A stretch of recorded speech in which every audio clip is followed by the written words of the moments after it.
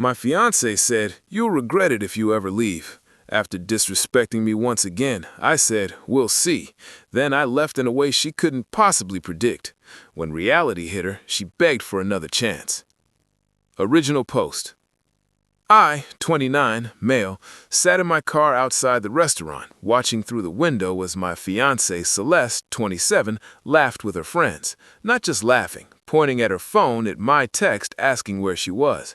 An hour and 40 minutes late to our anniversary dinner. This wasn't new. 3 years together, 1 year engaged, and respect had become optional for her. But tonight was different. My phone buzzed. Celeste. "Babe, stop texting. You're being so clingy. Having drinks with the girls. Told you this morning." Maybe I hadn't. I'd received no message this morning. Checked 3 times. I walked into the restaurant. Her table went quiet when they saw me. "Hey, you missed our anniversary dinner." Rolling her eyes. "Don't be dramatic, Marcus. We can literally eat any night." Her friend Jade snickering. "Someone's in the doghouse. He'll get over it. He always does." Turning to me. "Babe, you're embarrassing me. Just go home. I'll be there later." Me. "We need to talk now." "Oh my God, fine." To her friends. "See what I deal with?" Outside, she crossed her arms. "What's your problem? It's just dinner." "It's not just dinner. It's our anniversary. It's you being 2 hours late. It's you laughing about it with your friends. You're being so sensitive. This is why I need space sometimes. You're suffocating." "I'm done, Celeste. This relationship is over." Her whole demeanor changed, eyes narrowed. "You're not serious." "Completely serious. I'll move my stuff out this weekend." She stepped closer, voice dropping. "You'll regret it if you ever leave. You have no idea what you're throwing away. No one else will put up with you like I do. You'll come crawling back, and I might not take you. We'll see." What's that supposed to mean? It means we'll see. Enjoy your drinks. I left her standing there. She didn't know I'd already made arrangements. See, Celeste lived in my apartment, not on the lease, just moved in gradually, paid no rent because she was saving for our future. Her stuff had taken over everything. My gaming setup relegated to a corner, my office turned into her closet, my life compressed to make room for hers. She also didn't know I'd accepted a job offer in another state, remote position with occasional office visits. Been planning it for weeks as her disrespect escalated.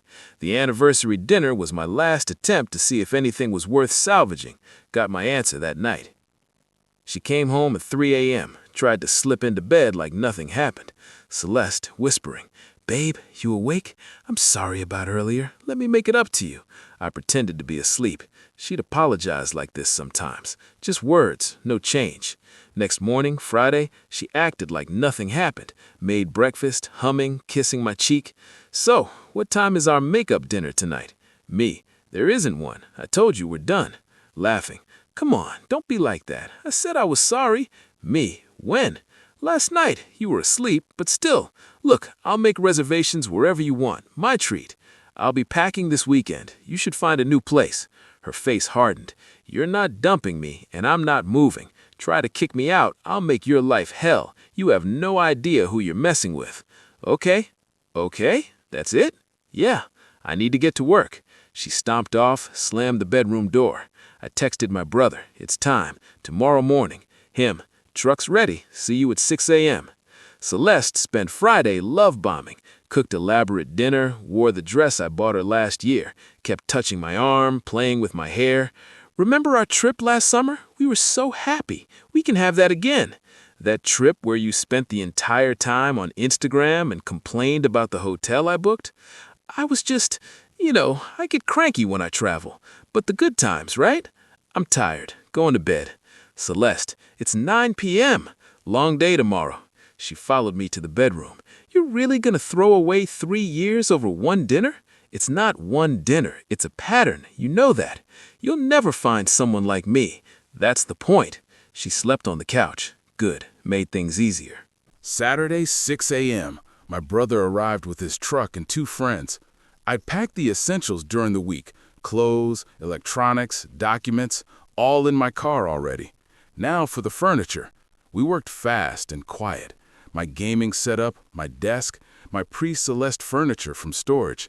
Everything I'd owned before her colonization. Celeste woke up at 7:30 to voices and movement, stumbling out in pajamas. "But Marcus, what are you doing?" "Me, moving out, like I said." "You can't just, this is my home too." "It's my apartment, my name on the lease. You're a guest." She tried blocking the door. "Stop, we need to talk about this."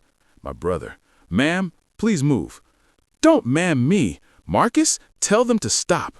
Me, "Almost done. You should probably get dressed." She ran back inside, heard her on the phone yelling, probably calling her mom or Jade. By 9 a.m., we'd loaded everything. I left the things she'd bought, her decorations, the furniture she picked. Looked weird without my stuff balancing it out, like a stage set missing half its props. Now dressed, frantic. "Where are you even going? You can't afford another place. You need me." Me, "I got a new job, different state, start Monday." Her jaw dropped. "Different? When were you going to tell me?" I wasn't. We're broken up, remember? "This is insane. You planned this while pretending everything was fine?" "Like when you made plans to skip our anniversary while pretending you cared." She actually stamped her foot. "That's different. I just lost track of time for 2 hours. You're making a huge mistake. When this job doesn't work out, when you're alone in some garbage apartment, don't come crying to me." "I won't." I handed her an envelope. "Lease ends in 2 months. Landlord's number's in there if you want to take it over or find your own place. Not my problem anymore." Update 1. 2 weeks later. Holy crap, the entitlement escalated fast. First week at the new job was great. Better pay, cool team, actual respect. Found a nice apartment 20 minutes from the office. Simple, clean, mine. Then Celeste found my LinkedIn. The messages started professional. "Hope you're well. Been thinking about us." Then desperate. "Please just talk to me. We can work this out." Then angry. "You're a coward. Real men don't run away." Blocked her. So she created new profiles. Blocked those too. Called my mom crying. Mom called me. "Marcus, what did you do to that poor girl?" Broke up with her after she disrespected me for the 1,000th time. "She says you abandoned her, left her with nothing. Left her in the apartment she's been living in rent-free for 2 years. So horrible of me." "She's heartbroken. She's unemployed and about to lose free housing. Different thing." Yeah, forgot to mention, Celeste quit her job 6 months ago to focus on our wedding planning, except we hadn't set a date or planned anything. She just wanted to be an influencer. Posted outfit of the day posts that got 47 likes. The real escalation came when Celeste realized I wasn't coming back. Got a call from my old apartment complex. "Landlord, Mr. Thompson, your ex-girlfriend is causing problems." I said, "How so?" "She's telling people you still live here, had food delivered under your name. When the delivery guy asked for you, she claimed you were in the shower." "That's weird." "It's fraud. If it happens again, I'm calling the police." Then came the package notifications, Amazon alerts for orders I didn't make. Checked my account, she still had the password from when she'd order stuff on my Prime. $3,400 in pending orders. Clothes, shoes, makeup, a new laptop. Canceled everything. Changed every password, removed all saved payment methods. She called from Jade's phone an hour later. "What did you do? My orders were all canceled." "You tried to steal from me." "It's not stealing. You owe me for 3 years of my life." "For what? Living rent-free? Quitting your job? Disrespecting me constantly?" "I was building our future." "By shopping? You have that fancy new job. You can afford it." "Not the point. Don't contact me again." "Or what? You'll run away again?" Me. "Or I'll file a police report for attempted theft and harassment." She hung up, but she wasn't done. Posted on Facebook about her abusive ex who abandoned her homeless and penniless. Tagged mutual friends. Some believed her. Lost a few friendships. Worth it to lose people who'd believe her without asking my side. My brother sent screenshots. She'd posted photos of our apartment, now just hers, looking empty and sad without my stuff. Caption: He took everything and left me with nothing. This is what narcissistic abuse looks like. The comments were wild. Her enabler friends rallying. He never deserved you. Sue him for emotional damage. King behavior, leaving a queen. Then someone logical chimed in. Wait, didn't you post last month about skipping his birthday dinner for a party? Celeste deleted that comment real quick. But the best part, reality was setting in. She had 6 weeks to find a new place. No job, no savings because she spent everything on clothes and drinks with friends. No backup plan because she never thought I'd actually leave. Her mom called me next. Her mom, honey, can we talk about Celeste? Me, no. Her mom, she made mistakes, but she loves you. Me, she loves what I provided. There's a difference. Her mom, she's struggling. Can't you help with just a few months' rent? Me, ask her what happened to the engagement ring I bought her. Silence, because we both knew she'd returned it months ago for cash without telling me. Found out when I tried to check the insurance. Her mom, she needed money. Me, for me? For what? More drinks with Jade? Another handbag? Her mom, you're being cruel. Me, I'm being done. She wanted me gone, I'm gone. Choices have consequences. Hung up. Blocked that number too. Got a notification from my credit monitoring. Someone tried to apply for a credit card in my name. 3 guesses who. Immediately froze my credit, filed a fraud report, saved all the documentation. She was getting desperate, and desperate Celeste was dangerous. Update 2. 1 month later. The extinction burst was spectacular, like watching a fireworks show of entitlement. Week 3, she figured out I wasn't coming back to save her. Tried a new strategy, mutual friends. Got a text from Aaron, college buddy. Hey man, Celeste reached out. Says you guys had a misunderstanding. She seems really sorry. Me, she stole my credit card info and tried to order $3,400 of stuff. That's not a misunderstanding. What? She said you were being financially abusive by not funding her shopping addiction after we broke up. Bro, she's been hitting up everyone for emergency loans. How much she ask you for? $500. Said you froze her accounts. Hope you didn't give it to her. Almost did. Thanks for the heads up. She went through our entire friend group with sob stories, different amounts, different emergencies. Told Sarah I'd kicked her out with no notice. Told James I'd stolen her car, which she didn't have one. Told Mike I'd emptied our savings, which we never had joint accounts. Most saw through it. The others who didn't, they learned when she couldn't pay them back. Then came the real desperation move. She showed up at my new job. Yeah, she drove 6 hours to ambush me at work. Security called me. Mr. Thompson, there's a woman in the lobby claiming to be your wife. Says it's an emergency. Came down to find Celeste in full performance mode. Tears, shaking, the works. Marcus, thank God. I've been so worried. Me, to security. I don't know this woman. What? Marcus, stop playing. Tell them who I am. She's my ex-girlfriend who I haven't spoken to in a month. She has no reason to be here. Security. Ma'am, you need to leave. This is insane. Marcus, I drove all this way. We need to talk. We really don't. She tried to grab my arm. Security stepped between us. You can't hide behind security forever. You owe me a conversation. Me, I owe you nothing. Please escort her out. As they led her away, you'll regret this. I know where you work now. This isn't over. HR pulled me aside after, explained the situation, showed them the documentation of her harassment. They took it seriously. Her photo went to all security desks, banned from the property. But she'd found my workplace. That meant she'd find my apartment eventually. Time to be proactive. Filed for a restraining order.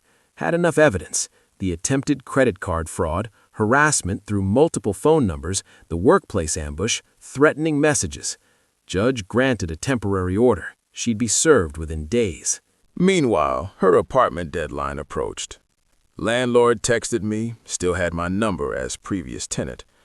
Landlord: your ex is something else. Told me you'd be paying her rent going forward. Me: definitely not. She's not on the lease after next month, right? Nope. Already got new tenants lined up. She's been a nightmare. Noise complaints, late night arguments on the phone. Tried to change the locks without permission. Me: sorry you're dealing with that. She asked if she could stay without paying. Said she'd influence for me. I asked how many followers she had. When she said 2,000, I laughed. She called me a boomer who doesn't understand marketing. The best part? She got served the restraining order the same week she got her eviction notice. Jade called from a new number. You're evil, you know that? Celeste is homeless because of you. She's homeless because she quit her job, spent all her money, and tried to commit fraud. She loved you. She loved my apartment and credit card. She's staying on my couch now. Are you happy? Ecstatic. How long before she wears out that welcome? She's my best friend. Good luck with that. Ask her to chip in for groceries. See how that goes. Jade hung up, but I knew how this would end. Celeste was a terrible house guest. Give it 2 weeks. I was wrong. It took 10 days. Final update. 2 months later. The complete collapse was almost sad. Almost. Jade lasted 10 days before kicking Celeste out.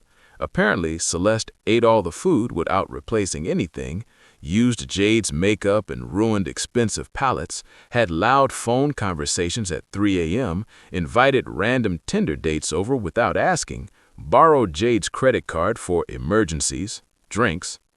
Jade texted me apologies. I get it now. She's impossible. Celeste bounced from couch to couch. Each friend learned the hard way why I left. The pattern was consistent. Move in, take advantage, get kicked out, play victim, repeat. Then she violated the restraining order, created a fake Instagram to message me, living my best life without you, just signed a modeling contract. Screenshot, sent to lawyer, back to court. Judge wasn't amused, extended the order, and added community service for violation. Celeste threw a tantrum in court. Celeste is harassment. He's trying to ruin my life. The judge: ma'am, you're here for violating a restraining order. You contacted him, not the other way around. It was just Instagram, which violates the no contact order. 50 hours community service. Next violation means jail time. She tried representing herself to save money. It showed. The modeling contract, a MLM selling weight loss tea, had to pay $500 up front for starter inventory. Classic Celeste. Eventually, she moved back with her parents 3 states away. Last I heard through the grapevine, working part-time at the mall, living in her childhood bedroom, telling everyone I manipulated the system against her. Still posting about being a boss babe entrepreneur. Parents make her pay rent. Her mom sent one last message before I blocked her too. I hope you're happy. You broke my daughter. No. Celeste broke herself. I just stopped catching her when she fell. Me? Thriving. Loved the new job, made friends who respect boundaries, started dating someone who actually shows up to dinner plans. Funny how peaceful life gets when you remove toxic people. Sometimes I remember her threat. You'll regret it if you ever leave. She was wrong. My only regret, not leaving sooner. The moral? When someone tells you you'll regret leaving them, that's usually the universe's way of saying, run faster. Took me 3 years to listen, but when I finally did, best plot twist of my life. Celeste wanted me to see what I'd miss without her. I did.